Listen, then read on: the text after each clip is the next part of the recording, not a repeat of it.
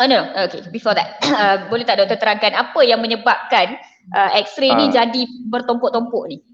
Okay, so apa yang terjadi actually bila ada jangkitan paru-paru yang kita panggil sebagai pneumonia. So basically untuk kes-kes pneumonia, tak termasuk COVID juga, apa yang terjadi adalah bila kita dapat jangkitan, jangkitan tu akan pergi ke dalam kita panggil macam alveoli, itu kantung macam kantung udara di dalam paru-paru yang biasanya berada di dalam hujung-hujung bahagian tepi paru-paru. Okay, so seperti yang tuan-tuan perempuan dapat lihat, bawah tu ada benda bulat tu, itu adalah kita panggil dia alveoli. Dia ada banyak berjuta-juta di dalam paru-paru tu. So apa yang terjadi, jangkitannya dia akan memenuhi dalam bahagian alveoli itu cecair jangkitan. Sama ada cecair biasa, nanah, okey.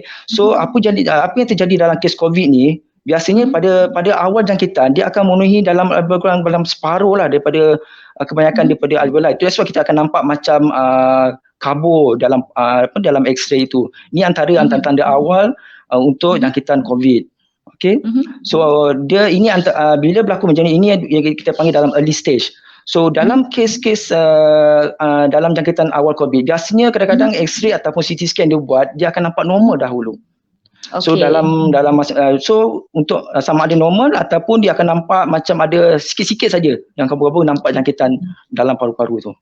Okay, alright, faham. So ini adalah sebab yang menyebabkan nampak putih-putih dekat paru-paru tu, betul tak doktor? Ya, betul. Alright.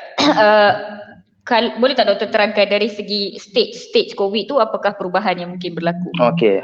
So kalau lihat contoh X-ray ni, pada mula macam kes yang kita pernah nampak dulu kan, mula-mula pasien tu datang dengan X-ray normal sahaja.